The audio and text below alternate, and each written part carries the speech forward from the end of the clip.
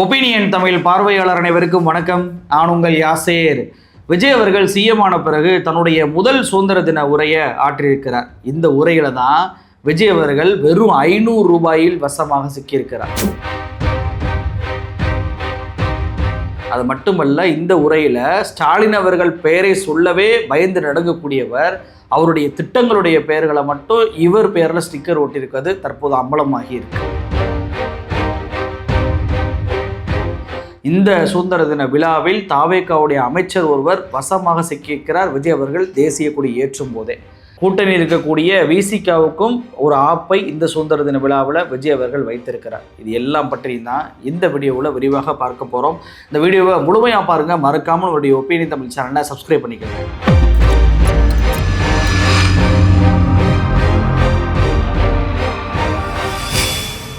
பொதுவாகவே சுதந்திர தின உரை அப்படின்றது ஒவ்வொரு மாநில முதலமைச்சர்களுமே தங்களுடைய மாநிலத்தில் இருக்கக்கூடிய சுதந்திர போராட்ட வீரர்களை பெயரை சொல்லி அவங்களுடைய நினைவுகளை போற்றி பேசுவாங்க.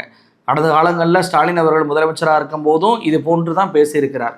ஆனால் விஜய் அவர்கள் சுதந்திர போராட்ட வீரர்களை எல்லாம் சொல்லி அவர்களுடைய பெருமைகளை பேசுவார் அப்படின்னு சொல்லி பார்த்தா அப்படியான எந்த பேச்சுமே விஜய் அவர்களுடைய உரையில் இல்லவே இல்லை. சரி, சுதந்திர போராட்ட வீரர்களை தான் கண்ணியப்படுத்தலை. சுதந்திர தின உரையில் முதலமைச்சர்கள் சில ஸ்பெஷல் அறிவிப்புகளை அறிவிப்பாங்க. அப்படி ஏதாவது ஒரு அறிவிப்பாவது நல்லா பண்ணியிருக்கிறாரா அப்படின்னு சொல்லி பார்க்கும்போது விஜய் அவர்கள் ஒரு 5 அறிவிப்புகளை பண்ணியிருக்கிறார். என்னென்ன அப்படின்னா, மாற்றுத்திறன் கொண்ட முன்னாள் படை வீரர்களின் மாதாந்திர நிதி உயர்வு 5000 7,000 உயர்த்துவதாக அறிவிச்சிருக்கிறார். அதே போல முன்னாள் படை வீரரின் 2 மகள்களுக்கு திருமண நிதி உதவி 25,000 50,000 உயர்த்துவதாக அறிவிச்சிருக்கிறார். இந்த 2 திட்டங்களையும் நீங்க பார்த்தீங்கன்னா எவ்வளவு ரூபாயிலிருந்து எவ்வளவு ரூபாய் அதிகரிச்சதாக விஜய் அவர்கள் சுட்டிக்காட்டியே பேசியிருப்பார். ஆனா விஜய் அவர்கள் அறிவித்த இன்னும் 3 திட்டங்கள்ல விடுதலை போராட்ட வீரர்களுக்கான மாதாந்திர ஓய்வூதியம் 23,000 உயர்வு அப்படின்னு தான் சொல்றாரு. தியாகிகளின் குடும்பங்களுக்கான ஓய்வூதியம் ரூபாய் 12,500 உயர்வுன்னு தான் சொல்றாரு. கட்டபொம்மன், வஉசி, முத்துராமலிங்கம், மருது சகோதரர்கள் வழித்தோன்றர்களுக்கான மாதாந்திர சிறப்பு ஓய்வூதியம் 11,500 உயர்வுன்னு தான் சொல்றாரு. இந்த 3 திட்டங்களுக்கு மட்டும் எவ்வளவு ரூபாயிலிருந்து எவ்வளவு ரூபாய் உயர்வு அப்படின்றத விஜய் அவர்கள் சொல்லவே இல்லை. ஏன் சொல்லலை? 2 திட்டங்களுக்கு சொல்லக்கூடிய விஜய் ஏன் இந்த திட்டத்துக்கு சொல்லலை அப்படின்னு சொல்லிட்டு அப்போ சென்ற சுதந்திர தின விழாக்களில் ஸ்டாலின் அவர்கள் இதே போன்ற அறிவிப்பு பண்ணியிருப்பார்ல, அதை நம்ம பார்க்கும்போது எவ்வளவு ரூபாய் விஜய் அவர்கள் உயர்த்தியிருப்பார் அப்படின்னு சொல்லி நமக்கு விடை கிடைக்கும் அப்படின்னு சொல்லிட்டு ஸ்டாலின் அவர்களுடைய சுதந்திர தின உரையை ஃபுல்லாக நம்ம ஆய்வு பண்ணோம். 2021 பார்த்தீங்கன்னா அந்த விடுதலை போராட்டத்தில் கலந்து கொண்ட சுதந்திர போராட்ட வீரர்களுக்கான ஓய்வூதியம் என்பது 17,000 தான் இருந்துச்சு. அதை 2025 சுதந்திர தின விழாவில் 22,000 அறிவிச்சிருக்கிறார். ஒவ்வொரு ஆண்டும் 2,000 1000 அப்படின்னு சொல்லி அதிகரிச்சுட்டே வந்திருக்கிறார். அதே போல அந்த குடும்பங்களுக்கான ஓய்வூதியம் இருக்குல்ல, அது 8,500 தான் இருந்துச்சு 2021. இதை ஒவ்வொரு ஆண்டும் 1000 என்று அதிகரித்து 2025 பார்த்தீங்க அப்படின்னா 12,000 ரூபாயாக அதிகரிச்சிருந்தார். இப்போ விஜய் அவர்கள் இந்த விடுதலை போராட்டங்களுக்கான அந்த மாத ஓய்வூதியத்தை எவ்வளவு அதிகரிச்சிருக்காரு அப்படின்னா, ஸ்டாலின் அறிவிச்ச 22,000 23,000 அறிவிச்சிருக்கிறார். இது ஓரளவுக்கு கண்ணியமான தொகை தான். 1000 ரூபாய் என்பதை நம்ம ஏற்றுக்கொள்ளலாம். ஒவ்வொரு முதலமைச்சர்களுமே 1000 ரூபாய் தான் ஏற்றிருக்கிறாங்க. 2,000 ரூபாய் ஸ்டாலின் அவர்கள் ஏற்றிருக்கிறான்னு வச்சுக்கோங்களேன். இதை கூட விட்டுறலாம். இந்த குடும்பங்களுக்கான ஓய்வூதியம் அப்படின்றத 12,500 உயர்வுன்னு இருக்கிறார்ல, இதை ஸ்டாலின் அவர்கள் கடைசியாக 2025 எவ்வளோ அறிவிச்சிருந்தார் அப்படின்னா 12,000 ரூபாயாக அறிவிச்சிருந்தார். அப்போ விஜய் அவர்கள் எவ்வளோ கூட்டியிருக்கிறாரு? வெறும் 500 ரூபா. 12,000 ரூபாயாக ஸ்டாலின் அவர்கள் அறிவித்தது 12,500 ரூபாயாக விஜய் அவர்கள் 500 ரூபாயை மட்டும்தாங்க ஏற்றி இருக்கிறார். இது மட்டுமல்ல, இந்த கட்டபொம்மன், வஉசி, முத்துராமலிங்கம், மருது சகோதரர்களுடைய வழித்தோன்றர்களுக்கு கொடுக்கக்கூடிய மாதாந்திர ஓய்வூதியம் இருக்குல்ல, இதை ஸ்டாலின் அவர்கள் 2025 11,000 ரூபாயாக உயர்த்தியிருந்தார். இப்போ விஜய் அவர்கள் எவ்வளோ உயர்த்திருக்கிறாரு? 11,500 உயர்த்திருக்கிறார். வெறும் 500 ரூபாய் உயர்த்திருக்கிறார். மாநில அரசு விடுதலை போராட்ட தியாகிகளின் குடும்பங்களுக்கு தற்போது வழங்கி வரும் மாதாந்திர குடும்ப ஓய்வூதியம் 12,000 ரூபாயாக உயர்த்தி வழங்கப்படும். மாநில அரசால் விடுதலை போராட்ட தியாகிகளின் குடும்பங்களுக்கு வழங்கப்பட்டு வரும் மாதாந்திர குடும்ப ஓய்வூதியம் 12,500 ரூபாயாக உயர்த்தி வழங்கப்படும். வீரபாண்டிய கட்டபொம்மன் வழித்தோன்றர்கள், முன்னாள் ராமநாதபுரம் மன்னர் முத்துராமலிங்க விஜய ரகுநாத சேதுபதியின் வழித்தோன்றர்கள், சிவகங்கை மருது சகோதரர்கள் வழித்தோன்றர்கள் மற்றும் வஉ சிதம்பரனார் வழித்தோன்றல் பெற்று வரக்கூடிய மாதாந்திர சிறப்பு ஓய்வூதியம் 11,000 ரூபாயாக உயர்த்தி வழங்கப்படும். வீரபாண்டிய கட்டபொம்மன், முத்துராமலிங்க, விஜய ரகுநாத சேதுபதி, மருது சகோதரர்கள் மற்றும் வாவு சிதம்பரனார் ஆகியோரின் வழித்தோன்றல்களுக்கு வழங்கப்பட்டு வரும் மாதாந்திர சிறப்பு ஓய்வூதியம் 11,500 ரூபாயாக உயர்த்தி வழங்கப்படும். இப்போ புரியுதா ஏன் விஜய் அவர்கள் 2 திட்டங்களுக்கு மட்டும் எவ்வளவு ரூபாயிலிருந்து எவ்வளவு ரூபாய் உயர்த்தியதாக சொன்னவர் இந்த 3 திட்டங்களுக்கு மட்டும் சொல்லவே இல்லைன்னு 500 ரூபாய் ஒதுக்கி இருக்கிறாருங்க. யாராவது சுதந்திர போராட்ட வீரர்களுக்கு அறிவிக்கக்கூடிய அந்த திட்டங்களுக்கு 500 ரூபாயை மட்டும் உயர்த்தி பார்த்துருக்கோமா? எந்த முதலமைச்சரும் பண்ணதே கிடையாது. ஆனால் விஜய் அவர்கள் பண்றார். இதை பார்க்கும்போது என்ன ஞாபகம் வருது அப்படின்னா, அந்த இலங்கை தமிழர்களுக்கு நிதியுதவி கொடுக்கணும், அந்த போர் சமயத்தில் நடக்கும்போது நிதியுதவி கொடுக்கணும் அப்படின்னு சொல்லிட்டு இந்த சினிமா நடிகர்கள் ஒரு நிகழ்ச்சி நடத்துகிறாங்க. இதில் பல்வேறு சினிமா நடிகைகள் லட்சங்களை கொட்டி கொடுத்தாங்க. சிம்புலாம் இப்போ பெரிய நடிகரே கிடையாது, அவர் 2 லட்சம் ரூபா கொடுத்தாரு. ஆனால் விஜய் அவர்கள் அப்போ எவ்வளோ தெரியுமா கொடுத்தாரு? விஜயுடைய மக்கள் இயக்கம் சார்பாக வெறும் 500 ரூபா கொடுத்தாங்க. தொகை வழங்கியவர்கள் திரு மன்சூர் அலிகான் 25,000, நடிகை பிரகதி 1000, நடிகை கௌதமி 1000, தொல் திருமாவர்கள் 50,000, இளைய தளபதி விஜய் ரசிகர் மன்றத்தின் சார்பில் 500 ரூபாய். அப்ப இலங்கை தமிழர்களுக்காக 500 ரூபாய் கொடுத்த விஜய் இன்னைக்கு சுதந்திர போராட்ட வீரர்களுடைய குடும்பத்திற்கு வழங்கக்கூடிய ஓய்வூதியம், அவங்க வழித்தோன்றர்களுக்கு வழங்கக்கூடிய ஓய்வூதியத்தை வெறும் 500 ரூபாய் உயர்த்திருக்கிறார். இது ஏதோ பெரிய சாகசத்தை போல உயர்வு உயர்வு உயர்வுன்னு சொல்லிட்டு தன்னுடைய அறிவிப்புல சொல்வது வேடிக்கையா இல்லையா? வெறும் 500 ரூபாய். விஜய் அவர்களே, யாராலுமே இதை ஏற்றுக்கொள்ளவே முடியாது. உங்களுடைய அறை, சிஎம் அறை, ஏற்கனவே இருந்த அறையை நான் கடலை பார்த்துக்கிட்டு இருப்பேன், உயரத்திலிருந்து ஆட்சி செஞ்சாதான் ஆட்சி நீடிக்கும்னு சொல்லிட்டு ஜோசியர் சொன்னார் என்பதற்காக உங்களுடைய அறையை மாற்றி அந்த அறையை அழகுபடுத்துவதற்கு மட்டும் 5 கோடி ரூபாய்க்கு டெண்டர் விட்டுருக்கிறீங்க. உங்களுடைய கீழே இருக்கக்கூடிய எம்எல்ஏக்கள் 1 லட்ச ரூபா மாத வருமானம் பார்த்துட்டு இருக்கிறாங்க, சம்பளம் வாங்கிட்டு இருக்கிறாங்க. அவங்களுக்கு கார் இல்லை என்பதற்காக நான் கார் வாங்கி கொடுக்க போறேன் அப்படின்ற தகவல் இப்போ வெளியாகிட்டு இருக்கு. இப்படி காசு, மக்களுடைய வரி பணத்தை தேவையில்லாத செலவு பண்ற நீங்கள் தமிழ்நாட்டில் இருந்து சுதந்திரத்திற்காக போராடியவர்களுடைய அந்த குடும்பத்தை கண்ணியப்படுத்துவதை வெறும் 500 ரூபாயில முடிக்கிறீங்க. இது எந்த வகையில் நியாயம்? இது மட்டும் இல்லைங்க, ஒவ்வொரு சுதந்திர தின உரையின் போதும் முதலமைச்சர்கள் தங்களுடைய தேர்தல் வாக்குறுதியை நிறைவேற்றும் விதமாக பல்வேறு அறிவிப்புகளை பண்ணுவாங்க. தேர்தல் வாக்குறுதி இல்லாததையும் அறிவிப்பு பண்ணுவாங்க. இப்போ கடந்த ஆண்டு 2025 ஸ்டாலின் அவர்கள்லாம் பார்த்தீங்க அப்படின்னா ஃப்ரீ பஸ் மாற்றுத்திறனாளிகளுக்கும் நாங்கள் சேர்த்து கொடுப்போம் அப்படின்னு சொல்லிட்டு அறிவிப்பை பண்ணார். அதே போல் ஓட்டுநர் பயிற்சி பள்ளிகள் மையங்கள் ஒவ்வொரு மாவட்டத்தோறும் அமைக்கப்படும் அப்படின்னு சொல்லி சொன்னார். அதே போல் தொழிலாளர் நல வாரியத்தில் பதிவு பண்ண அந்த தொழிலாளர்களுடைய குழந்தைகளுடைய திறனை மேம்படுத்துவதற்கான முயற்சிகளை நாங்கள் பண்ண போகிறோம் அப்படின்னு சொன்னார். காலை உணவு திட்டமும் சுதந்திர தின உரையில் தான் அறிவிக்கப்பட்டது. அந்த காலை உணவு திட்டத்துடைய விரிவாக்கம், ஊரக பகுதிக்கு நாங்கள் விரிவாக்கம் பண்ணுறதும் சுதந்திர தின உரையில் தான் அறிவிக்கப்பட்டது. மாற்றுத்திறனாளிக்கான ஓய்வூதியம் அதிகரிப்பும் சுதந்திர தின உரையில் தான் ஸ்டாலின் அவர்கள் அறிவிச்சார். ஸ்விக்கி, ஜொமேட்டோ ஓட்டக்கூடிய அந்த தொழிலாளர்கள் இருக்கிறாங்கல்ல, அவங்களுக்கு குளிரூட்டப்பட்ட வசதி கொண்ட அந்த அறை, அதையும் சுதந்திர தின உரையில தான் ஸ்டாலின் அவர்கள் அறிவிச்சார். இப்படி தங்களுடைய வாக்குறுதிகள், வாக்குறுதி இல்லாத விஷயங்கள், பல்வேறு விஷயங்களை முதலமைச்சர்கள் இந்த சுதந்திர தின விழாவில் மக்களுக்காக அறிவிப்பாங்க. ஆனா விஜய் அவர்கள் அப்படியேதான் அறிவிச்சாராம் கேட்டா 0, 1 கூட இல்லவே இல்லைங்க. புதிய அறிவிப்பு மக்களுக்காக எதுவுமே இல்லை. தன்னுடைய வாக்குறுதியான 2,500 ரூபாய் மகளிர் உதவித்தொகையை நான் கொடுக்க போறேன் அப்படின்றதையாவது அறிவிப்பாரு பார்த்தா அதுவும் இல்லை. 6 சிலிண்டர்கள் கொடுப்பேன்னு அறிவிப்பாரு பார்த்தா அதுவும் இல்லை. வேலையில்லாத இளைஞர்களுக்கு 4,000 ரூபாய் கொடுப்பேன்னு சொன்னாரே அதுவா அறிவிப்பாரு பார்த்தா அதுவும் இல்லை. எதுவுமே இல்லை. அப்போ சுதந்திர தின உரை என்பது முற்றிலுமாக ஒரு ஃப்ளாப்பாக மாறி இருக்கிறது அப்படின்றத நம்மளால புரிஞ்சுக்கிற முடியுதா? சரி, விஜய் அவர்கள் அந்த தேசிய கொடி ஏற்ற போறாருங்க. விஜய் அவர்கள் தேசிய கொடி ஏற்றும் போது எல்லா அமைச்சர்களுமே சல்யூட் வைக்கிறாங்க. விஜய் அவர்களும் சல்யூட் வச்சு தான் பார்த்துட்டு இருந்தார், ஒரே ஒரு அமைச்சரை தவிர. அந்த அமைச்சர் யார் தெரியுமா? சிடிஆர் நிர்மல்குமார். இந்த அமைச்சர் மட்டும் தேசிய கொடி ஏற்றும் போது சல்யூட் வச்சு மரியாதை பண்ணாமல் வெறுமன கையை கீழே இறக்கி நிற்பதை பார்க்க முடியுது. ஆர்எஸ்எஸ் தான் தேசிய கொடிக்கு மரியாதை கொடுக்க மாட்டாங்க, தேசிய கொடியை தங்களுடைய நாக்பூர் அலுவலகத்தில் ஏற்றவே மாட்டாங்கன்ற குற்றச்சாட்டு தொடர்ச்சியாக வைக்கப்படுது. அந்த ஆர்எஸ்எஸ்லேருந்து வந்தவர் தான் அந்த சிடிஆர் நிர்மல்குமார். அந்த ஆர்எஸ்எஸ் புத்தி இன்னும் இவரை விட்டு போகவில்லையா அப்படின்றதா இன்னைக்கு நெட்டிசன்கள் அந்த புகைப்படத்தை போட்டு கேட்கக்கூடிய கேள்விகளாக இருக்கு. அப்போ தாவேக அமைச்சருடைய இந்த செயல் என்பது தேசிய கொடியை அவமானப்படுத்துவதற்கு சமம் அப்படின்னு சொல்லிட்டு இன்னைக்கு எல்லா நெட்டிசன்களுமே சிடிஆர் நிர்மல்குமாரை நோக்கி கேள்வி கேட்டுக்கிட்டு இருக்காங்க. ஒரு பக்கம் அமைச்சர் தான் இப்படி பண்ணிட்டு இருக்காருன்னு பார்த்தா, இன்னொரு பக்கம் விஜய் அவர்கள் இவர் அந்த சுதந்திர தின உரையில பார்த்தீங்கன்னா ஸ்டாலின் அவர்களுடைய பெயரை சொல்லுவதற்கு அஞ்சு நடுங்குவது பார்க்க முடியுது. எவ்வளவு இன்செக்யூரிட்டியான ஒரு சிஎம்மா இருக்கார். இப்படிப்பட்ட ஒரு சிஎம்மை நாம் பார்த்ததே இல்லைங்க.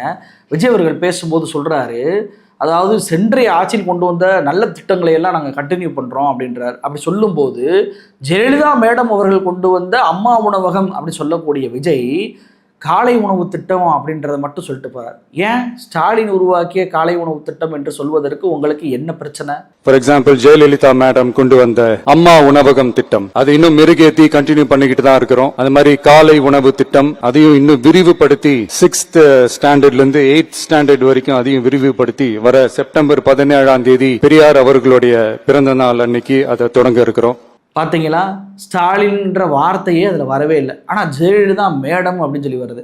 ஏன் ஸ்டாலின்ற பேர் வரல? ஸ்டாலின் சொன்னோம்னா இப்படியெல்லாம் பல்வேறு நலத்திட்டங்களை பண்ணியிருக்கிறாரு, ஆனால் இப்படி பண்ணவர் தான் ஒன்றுமே பண்ணலை அப்படின்னு சொல்லி பொய்யாக மக்களை ஏமாற்றி நான் ஆட்சிக்கு வந்தேன் அப்படின்ற அந்த லட்சணம் அம்பலம் ஆயிரும் என்பதற்காக தான் நீங்கள் ஸ்டாலின் அவர்கள் பெயரை குறிப்பிடலையா? ஏன் ஸ்டாலின் அப்படின்னு வந்தாவே உங்களுக்கு மனம் இந்த அளவுக்கு குறுகிய எண்ணமாக மாறுது, இன்செக்யூரிட்டியாக நீங்கள் மாறுறீங்க? இப்போ ஸ்டாலின் அவர்கள் மீது அவ்வளவு வெறுப்பு உங்களுக்கு இருக்குது அப்படின்னா அவருடைய திட்டங்களுக்கு நீங்கள் ஸ்டிக்கரே ஒட்டக்கூடாது. ஆனால் நீங்கள் இன்றைக்கி அறிவிப்பு பண்ண பல்வேறு விஷயங்களில் ஸ்டாலின் அவர்களுடைய திட்டங்களை பூரா ஸ்டிக்கர் ஒட்டிக்கிட்டீங்கல்ல. அதாவது 300 பஸ்ஸை நாங்கள் விட்டுருக்கோம் அப்படின்றார். இது யாருங்க வாங்கினது? ஸ்டாலின் அவர்கள் ஆட்சி காலத்தில் வாங்கினது. ஆனால் இவர் பேரில் அதை ஸ்டிக்கர் ஒட்டிக்கிறாரு. அதே போல் ஆளில்லா பத்திரப்பதிவு இதெல்லாம் ஸ்டாலின் அவர்கள் ஆட்சி காலத்தில் அறிவித்த திட்டங்கள், இதை இவர் பேரில் எழுதிக்கிறாரு. கோயில் சொத்தை எல்லாம் ஆன்லைனில் பதிவேற்றி வரோன்றது ஸ்டாலின் அவர்கள் போட்ட உத்தரவு, அதை இவர் பேரில் மாற்றிக்கிறாரு. நிர்வாகம் எல்லாம் கணினிமயமாக்குனது பிடிஆர் அவர்கள் கொண்டு வந்த ஒரு திட்டம், அதை இவர் பேரில் ஸ்டிக்கரை எழுதிக்கிறாரு. நலம் அப்படின்ற திட்டம் ஸ்டாலின் அவர்கள் உருவாக்கியது, வெறும் ஸ்டிக்கரை மட்டும் மாற்றிக்கிட்டு இவர் பேரில் அதை எழுதிக்கிறாரு. அப்போ ஸ்டாலின் அவர்கள் பேரே சொல்வதற்கே உங்களுக்கு பிரச்சனையா இருக்கு அப்படின்னா அவருடைய திட்டங்களை மட்டும் உங்க ஆட்சியில் நடந்த மாதிரி மாற்றுவதற்கு உங்களுக்கு ஏன் அந்த இன்செக்யூரிட்டி ஃபீலிங் அப்போ மட்டும் வரல? அப்போ உங்களுடைய இரட்டை நிலைப்பாடு எப்படி அமலமாகுது பாருங்க. இதை விட கொடுமை என்ன தெரியுமா? பாஜகவை இவர் காப்பாற்றி சில விஷயங்களை அறிவிப்பு பண்ணுறதான். அதாவது இவருடைய உரையில் சொல்கிறாரு, இந்த 100 நாள் வேலை திட்டம் 125 நாளாக விஜி ராம்ஜின் மாற்றினதில் முதல் ஆளாக போய் கையெழுத்து போட்டு வந்தார். தமிழ்நாடு ஸ்டாலின் அவர்கள் அந்த திட்டத்திற்கு எதிராக முழக்கமிட்டார் சட்டமன்றத்திலே. அதில் இவர் போய் கையெழுத்து போட்டு இன்றைக்கி அதை சொல்கிறாரு, அறிவிப்பு பண்ணுறாரு. இந்த திட்டத்தில் 12,642 கோடி ரூபாய் ஒன்றிய அரசோடு சேர்ந்து நாங்கள் செயல்படுத்துகிறோம் அப்படின்றார். ஒன்றிய அரசு நிதியுடன் ரூபாய் 12,642 கோடியில் 125 நாள் வேலைவாய்ப்பு திட்டம். யாரை ஏமாத்துறீங்க விஜய்? இதில் ஒன்றிய அரசுடைய பங்கு எவ்வளவு தெரியுமா? 7,585 கோடி ரூபாய். அந்த பங்கு அவங்க முழுசாக கொடுத்துட்டா கூட 12,000 கோடியில் நாங்கள் செயல்படுத்தி வரோம்னு சொல்லலாம். அவங்க அப்படி முழுசாலாம் கொடுக்க மாட்டாங்க, 3 தவணையாக தான் கொடுப்பாங்க. இப்போ முதல் தவணையாக தமிழ்நாட்டுக்கு வந்த தொகை எவ்வளோ? 2,173 கோடி ரூபா மட்டும்தான். எப்போ வந்துச்சு? 5/7/2026 வந்திருக்கு. அப்போ 2,000 ரூபாயை கொடுத்துருக்காங்க ஒன்றிய அரசு. ஆனால் விஜய் அவர்கள் ஒன்றிய அரசு பெருமையாக சொல்லணுன்றக்காக சொல்கிறாரான்னு தெரியல, 12,000 கோடி அளவுக்கு நாங்கள் இந்த திட்டத்தை செயல்படுத்துகிறோன்றாரு. அதாவது ஒன்றிய அரசுடைய பங்கு 7,500 கோடி ரூபாய் கொடுத்ததை போல விஜய் அவர்கள் இப்படி பேசுவது நியாயமா? இது மட்டும் இல்லை, ஜல்ஜீவன் திட்டமே பார்த்தீங்கன்னா 18,123.05 கோடி ரூபாயில் நாங்கள் திட்டத்தை செயல்படுத்துகிறோன்றார். ஜல்ஜீவன் குடிநீர் திட்டம் ரூபாய் 18,123.05 கோடியில் செயல்பாட்டிற்கு கொண்டு வரப்பட்டுள்ளது. இதுலேயுமே முதல் தவணை ஒன்றிய அரசு 2,177 கோடி ரூபாய் தான் கொடுத்துருக்குறாங்க ஜூன் 3ஆம் தேதி. 2,000 கோடி கொடுத்ததை எப்படி 18,000 கோடின்னு சொல்லி விஜய் அவர்கள் சொல்கிறாரு? அப்போ மொத்த திட்டத்தின் அளவு இருக்குல்ல, 3 தவணையாக கொடுப்பது 4 தவணையாக கொடுப்பது எல்லாம் மொத்தமாக கொடுத்ததை போல, மொத்தமாக வரவு வந்ததை போல ஒரு கணக்கு காட்டி பல்லாயிரம் கோடிக்கு ஒரு திட்டத்தை தமிழ்நாட்டில் நாங்கள் செயல்படுத்துகிறோம் பாருங்கன்னு சொல்வதை போல விஜய் அவர்கள் பேசுவது தெரியுதா? அப்போ ஒன்றிய பாஜக அரசை நீங்கள் காப்பாற்ற விரும்புகிறீங்களா? அதில் தான் சொல்கிறாரு, ஒன்றிய அரசுக்கு நாங்கள் இணக்கமாக சொல்வோம் நிர்வாக ரீதியாக அப்படின்னு சொல்லிட்டு. ஆனால் தமிழ்நாட்டுக்கு இது ஒரு கொள்கை சார்ந்து வரும்போது நாங்கள் அதை எதிர்ப்பு தெரிவிப்போன்றாரு விஜய். உங்களோட உரையை உங்களை அம்பலப்படுத்திருச்சு விஜய்.